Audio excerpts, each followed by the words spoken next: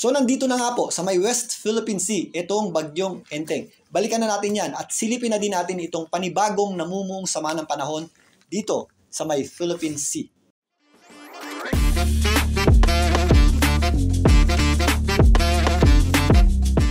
Welcome po muli sa Philippine Weather Trivia. Again, para po sa mga bago sa channel na to. Ako nga po muli si Alvin Pura, isang meteorologist at ang inyong weather tito. Kaninang madaling araw mula sa Ilocos Sur, lumabas po ang bagyong Enteng mula sa landmass papunta dito sa may West Philippine Sea. Ayon sa pinakahuling pagtaya ng Pag-asa, ito pong bagyong Enteng ay nasa around 100 kilometers ang layo, west-northwest, dito po sa may area ng Lawag, dyan po sa may Ilocos Norte. Humina po yan ng bagya after po niyan tumawid dito sa mga kabundukan ng Cordillera. Pero sa kasalukuyan, since nasa tubig na po ito, lumalakas na po ito muli. Ito po ay nasa tropical storm category pa din ayon sa Pag-asa na may lakas na hangin na umabot sa 85 kilometers per hour malapit sa kanyang gitna. At kung minsan may mga pagbugsong umabot sa halos 105 kilometers per hour. Bagamat nasa tubig na, sumasabit pa rin po yung kanyang panglabas na kaulapan dito po sa ilang bahagi ng Northern Luzon at Central Luzon. Maliban dyan, humihila rin po ito o nagpapalakas ng ating habagat or southwest monsoon na nakaka-apekto naman dito sa natitirang bahagi ng Luzon. Kasama na po dyan, ito pong ilang areas ng Western Visayas. Significantly, nabawasan na po yung ating mga pagulan dito sa eastern section ng Northern at Central Luzon. Yan po yung mga nakatapat dito sa Dagat Pasipiko. Pero meron pa rin po tayong mga pagulan dito po sa western section ng Northern at Central Luzon. Yan po yung nakatapat naman dito sa may West Philippine Sea. Ayon sa Pag-asa, meron pa rin tayong 100 hanggang 200 mm sa pagulan or heavy to intense rains dito po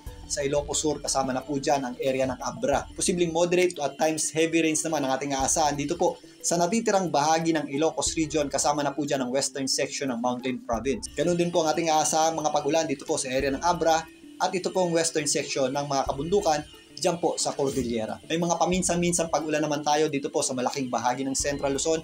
Mas malalakas po yan dito sa western section ito. Ito pong area ng Zambales at Bataan. Ito pong mga pag-ulan na ito ay dulot po ng ating habagat or southwest monsoon. Ganun din po ang ating aasahang panahon dito sa Metro Manila. Although nabawasan, hindi pa po tapos yung ating mga posibleng maranasang pag-ulan dahil po sa ating habagat or southwest monsoon. Magdadala rin ng mga paminsan-minsang pag-ulan ng habagat dito po sa malaking bahagi ng Calabarzon. Kasama na po dyan ang Mimaropa, lalong-lalo na dito po sa area ng Mindoro. Papakita naman na ang araw dito po sa ilang bahagi ng Bicol Region at Western Visayas, pero posible pa rin po yung mga scattered o kalat-kalat na pag-ulan at thunderstorms. At dahil unti-unting lumalayo ang bagyong Enteng sa ating landmass or kalupaan, nababawasan na rin po yung ating mga areas na may tropical cyclone wind signals. Sa ngayon, nakataas pa rin po ang signal number 2 ng Pag-asa dito po sa western section ng Ilocos Norte at ito pong area ng Ilocos Sur, dyan po sa itaas na bahagi nito. Pero yan po ay mababawasan na rin habang unti-unting lumalayo pa ang bagyong Enteng. Signal number 1 pa rin po tayo dito po sa natitirang bahagi ng Ilocos region. Kasama na po dyan ang Abra, Apayao,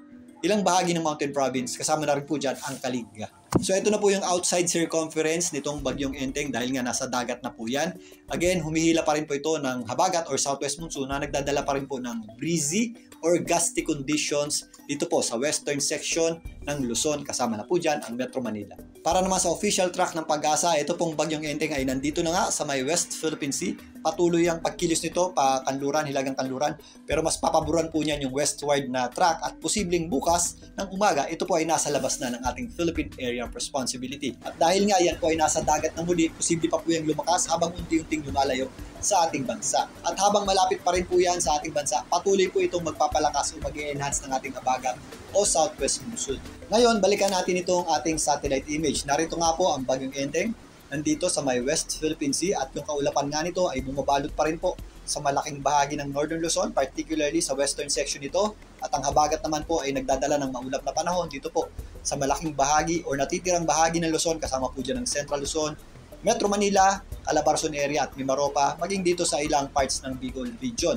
Pero kung mapapansin nyo, meron pong mga grupo ng kaulapan dito sa may Philippine Sea at nag-extend pa po yan sa labas ng ating Philippine Area of Responsibility. Yang pong general area na yan, mayroon pong posible diyang mabuong low pressure area sa mga susunod na araw. At dahil nga aktibo itong Philippine Sea, hindi po natin inaalis ang possibility na yan po ay maging bagyo sa loob ng ating PAR or maging bagyo after makalabas ng ating Philippine Area of Responsibility. Pero for now, kung papansinin nyo, ito pong linya na ito, yan po yung ating tinatawag na monsoon trough. Relatively, mas mababa po yung pressure dun sa may area ng Japan o dyan po sa ibabang bahagi ng Japan. Hindi po natin ito sa kasalukuyan nakikitang maglandfall or tumama sa lupa. If ever yan po ay pupunta sa mga areas na mas mababa ang pressure or pupunta nga po dyan sa may area ng southern portion ng Japan. Less likely po yan sumunod sa bagyong Enteng, bagkus yan po ay posibleng kumilos pahilagang silangan or northeast at susundan yan yung ating tinatawag ng monsoon trough. Pero sa ngayon, ito po ay cloud cluster pa lamang o grupo ng kaulapan, kaya marami pa pong posibleng magbago dyan at magiging erratic pa ang nature ng pagkilos nito. Balikan natin yan mamaya.